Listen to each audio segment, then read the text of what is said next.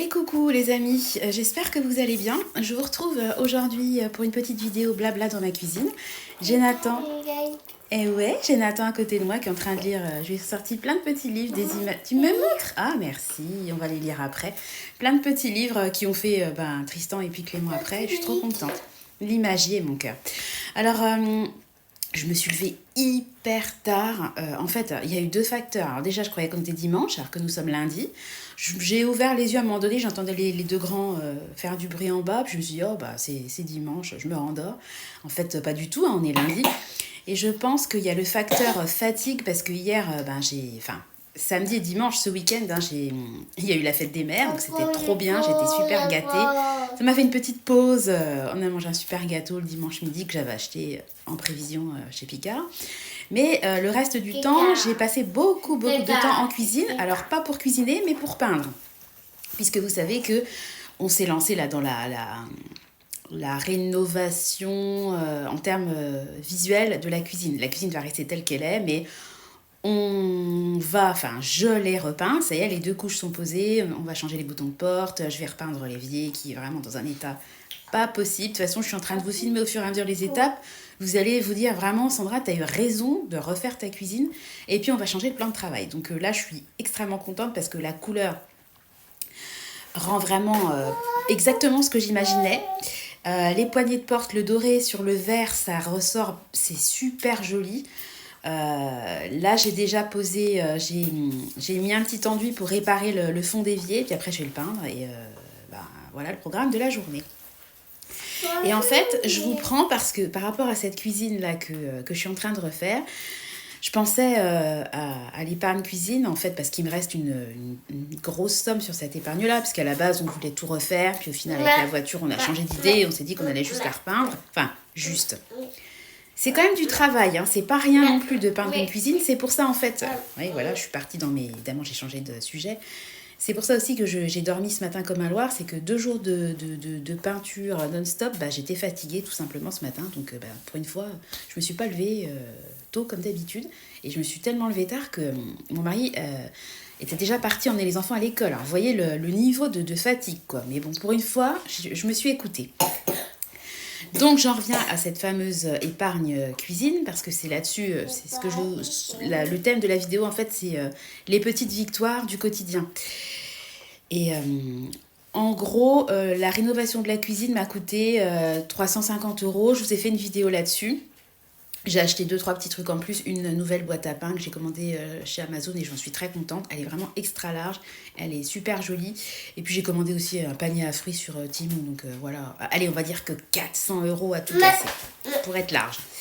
Et puis j'avais un peu plus de 800 € de budget, donc j'ai une belle somme qui est partie direct en épargne de précaution. Parce que vous savez qu'un de mes objectifs en ce moment, c'est de faire gonfler mon épargne de précaution.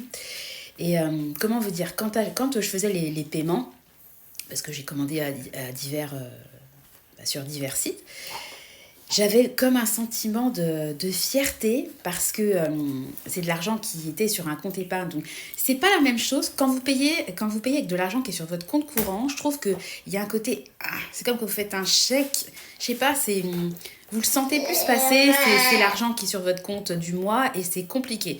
Et sortir 400 € comme ça d'un coup sur un budget mensuel, c'est pas forcément évident pour tout le monde. Alors que là, le fait d'avoir épargné pendant X mois, d'avoir au final un joli budget par rapport au budget dont j'avais besoin, c'est vraiment une grosse fierté pour moi. Et tu veux que je te donne ton doudou? Attendez, je ramasse le doudou de Nathan avec le pied. Voilà. Tiens mon chat. Oh, c'est rien, c'est 2-3 petites miettes de gâteau, t'inquiète pas, je nettoierai après. Et j'ai vraiment ressenti une satisfaction. Et puis le fait aussi d'avoir mes trackers. J'ai un tracker pour la cuisine, vous savez que à chaque fois que j'alimentais le compte, je cochais mes petites cases. Le fait que ça soit visuel, je trouve, matérialise aussi les efforts qu'on fait. Et il se passe la même chose actuellement. C'est pas grave mon cœur, il se passe actuellement la même chose avec mon téléphone. Vous savez que je vais changer de téléphone, je vais en acheter un prochainement. Et j'ai l'épargne nécessaire pour le changer. Et je trouve ça hyper satisfaisant parce que les téléphones, ça coûte cher. Enfin moi en tout cas, celui que je vais prendre coûte cher. Et j'ai pas envie de sortir X centaines d'euros comme ça d'un coup. Et je trouve que d'épargner permet déjà, vous savourez plus, je trouve, l'achat final parce que vous avez fait un effort, ça a pris du temps.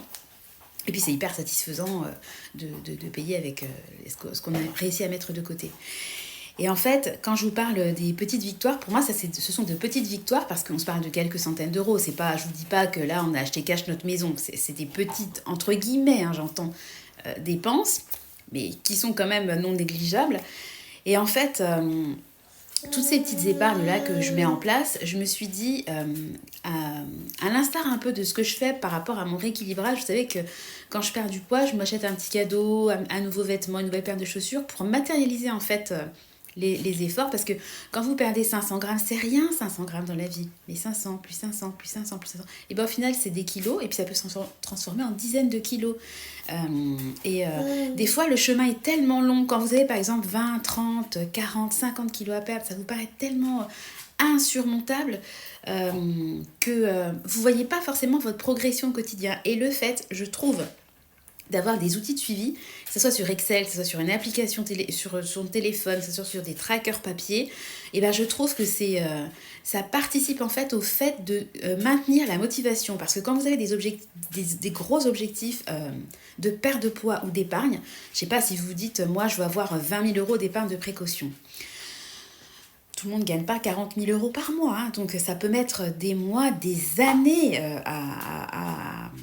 vous allez mettre certainement des années à atteindre cet objectif-là. Et c'est vrai que des fois, on peut un peu s'essouffler par la motivation, se dire ouais, de toute façon, ça sert à rien de mettre 30 euros de côté, vu ce que je veux atteindre, autant que je les dépense et que j'aille à McDo, quoi, je dis n'importe quoi. Eh ben non, je trouve que c'est important en fait de l'écrire, de faire un suivi, parce que on n'est jamais aussi proche du but qu'on souhaite atteindre. Il faut des fois se rappeler de là où on part. C'est ça que je veux dire.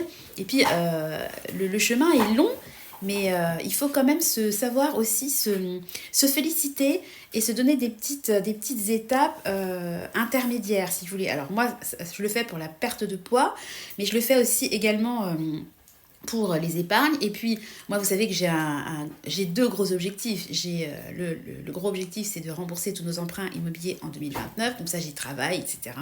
Et puis là, je veux gonfler mon épargne de précaution. À côté de ça, j'ai plein de petites épargnes pour plein d'événements ou de choses que je veux acheter, enfin peu importe. Et je trouve que ces petites épargnes-là, elles participent aussi au fait de diluer un peu et de me changer les idées, entre guillemets, par rapport à mes deux gros projets. Parce que clairement, les deux gros projets, c'est le remboursement IMO et puis l'épargne de précaution. Et le fait d'avoir des petites épargnes comme ça, de se dire, ah bah tiens, pour Pâques, je veux avoir 50 euros, tiens, je veux avoir telle somme, bah, vous les atteignez plus facilement et c'est quand même valorisant, je trouve, d'avoir des choses qui se concrétisent, qui se réalisent. Et moi, je vous encourage vraiment à garder un historique de tout ce que vous faites, parce que c'est les petits pas qui font au final, voilà, ces petits ruisseaux qui font les grandes rivières, tous ces petits pas mis bout à bout font des grands sauts, donc vraiment écrivez-le. Enfin moi en tout cas je l'écris. Je m'étais fait à un moment donné même un tableau de motivation où j'avais imprimé des trackers, j'avais mis des photos. À l'époque, on voulait faire renouveler nos vœux à La Réunion, donc j'avais mis des photos de l'île de La Réunion, j'avais mis une photo de Disney, une photo de voiture, parce qu'à l'époque, on voulait changer la voiture. Bon, c'est chose faite, mais bon, voilà. Et tous les matins et tous les soirs, ce tableau de motivation, en fait, je l'avais mis dans ma chambre à côté de mon lit et je le regardais. Et je trouve que ça participe aussi à maintenir quand même cette envie d'avancer. Et je trouve que c'est important de se récompenser, parce qu'on ne peut pas passer sa vie à faire que des efforts. C'est, à un moment donné, c'est frustrant. Alors bien sûr, on a tous des objectifs. Les objectifs financiers, il n'y a pas de secret, faut mettre de côté, c'est comme ça. Que ça soit tous les mois, que ça soit des primes, que ça soit votre participation, que ça soit peu importe, il faut mettre de l'argent de côté. Et je trouve que c'est important quand même à soi-même, pour avancer loin. Je trouve que c'est important des fois de se poser et de s'auto-féliciter par rapport au chemin qu'on a parcouru.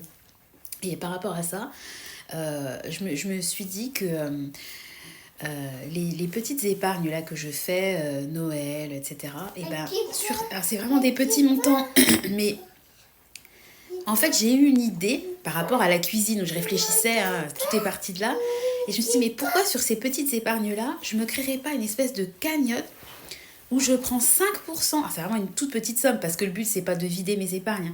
Je prends 5%, en fait, j'épargne, et sur l'argent que je mets de côté, je prends 5% que je mets sur une épargne que je vais appeler, je sais pas, la cagnotte la cagnotte de la félicitation. Enfin, je sais pas, il faut que je trouve un intitulé pour ça, mais je me dis, en fait, c'est comme si je me félicitais du travail accompli, du fait d'épargner chaque mois. Et ben, je mets une toute petite somme de côté et puis je peux me faire. Enfin, quand je dis me, c'est nous, hein, c'est la famille, c'est tout le monde, c'est pas que pour moi. Eh bien, c'est un cadeau en fait pour se féliciter. D'avoir été assidu, si vous voulez, et d'avoir atteint les objectifs. Et ça, je trouve que c'est important de le faire, pas forcément quand on a atteint l'objectif, mais de se faire aussi des petits, de temps en temps, un petit plaisir, un petit cadeau, mais qui part pas juste, on se dit pas juste, bah tiens, on va faire un resto, on prend l'argent sur le compte commun. Non, je trouve que de ponctionner une petite partie de l'argent qu'on met de côté pour se féliciter, ça a plus de sens pour moi que juste, bah tiens, ce mois-ci, on se fait ça, c'est un plaisir, on a l'argent, on a par exemple, chez mon compte sortie en famille, je peux me servir de ça pour faire un resto, il n'y a pas de souci. Mais là, je vous parle vraiment d'une démarche de s'auto-motiver en fait pour la durée et puis vraiment de ponctionner de l'argent sur les épargnes. Mais évidemment, si vous ponctionnez 80% sur votre épargne, ça ne va pas le faire. Il faut vraiment que ça soit un petit montant, un petit pourcentage, mais je suis persuadée que 5% de X enveloppe mis bout à bout pendant plusieurs mois peut faire une petite somme sympa. Enfin, je dis n'importe quoi, même si c'est 40 euros, eh ben, on peut aller chercher un truc à emporter. On peut se faire une petite journée sympa, on part.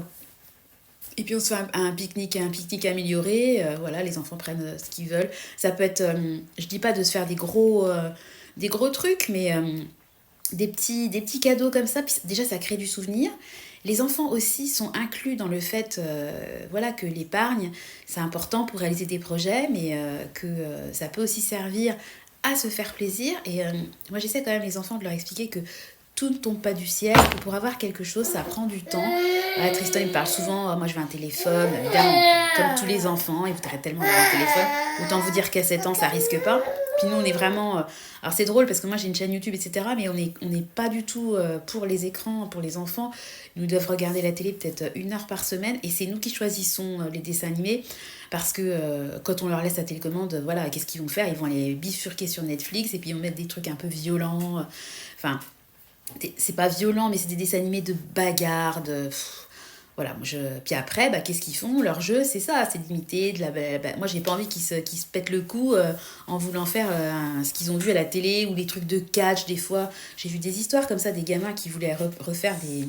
Comment ça s'appelle? Des prises? Ouais, des prises de catch. Et puis qui sont paralysés aujourd'hui. Hein. Donc, si je peux les préserver, je les préserve. Hein. Voilà, bon, je voulais juste vous parler en fait du fait que j'allais mettre en place ce fameux truc. Sac à main? Sac à main, c'est ça que tu dis? Il dit sac à main. Que je vais mettre en place cette petite épargne récompense, on va dire. Ouais, je vais peut-être l'appeler récompense, tout simplement, un petit truc tout bête.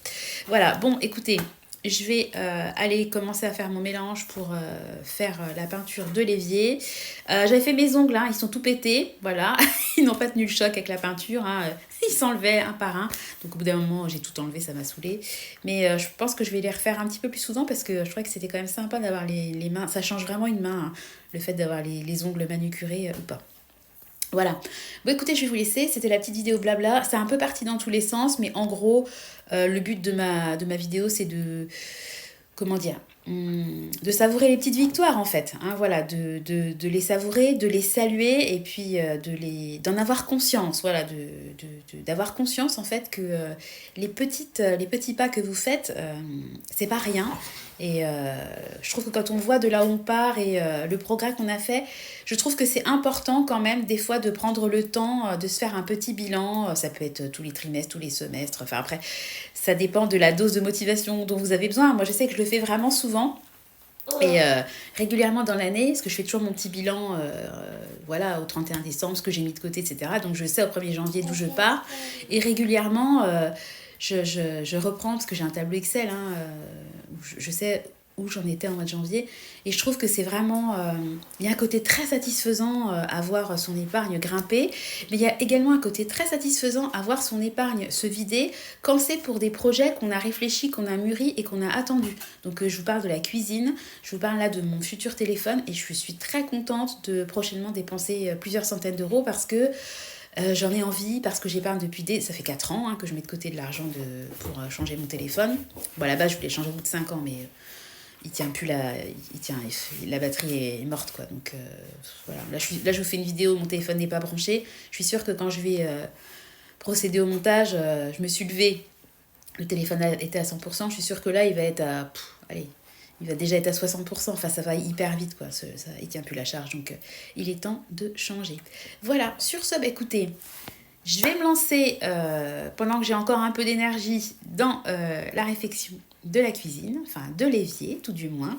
S'il me reste un peu de matière, j'en mettrai également dans la baignoire du bas, parce que la baignoire du bas, la salle de bain on avait complètement refait une salle de bain en haut, mais en bas on a gardé l'existant, et on a fait un peu le même principe que la cuisine. On avait peint les meubles, donc les meubles de salle de bain s'usent beaucoup moins qu'une cuisine, voilà, la salle de bain vous allez le matin, le soir, c'est pas pareil. Et j'avais peint la baignoire, et la baignoire pareil, il y a des éclats. Au revoir à tous, il dit. Il a compris que c'était bientôt la fin. Donc s'il me reste... Au revoir à tous, s'il me reste de la peinture, j'en mettrai un petit peu dans la salle de bain. Bon ben Nathan, on dit au revoir. Au revoir. Au revoir. On vous souhaite une bonne journée. Salut. J'espère que vous allez bien. Je vous souhaite une belle journée, une belle semaine. Je ne sais pas quand la vidéo sera diffusée, mais là on est lundi, donc je vous souhaite une belle semaine. Je vous fais de gros bisous et je vous donne rendez-vous très bientôt dans une nouvelle vidéo. Bye bye. Au revoir à tous. Bye bye.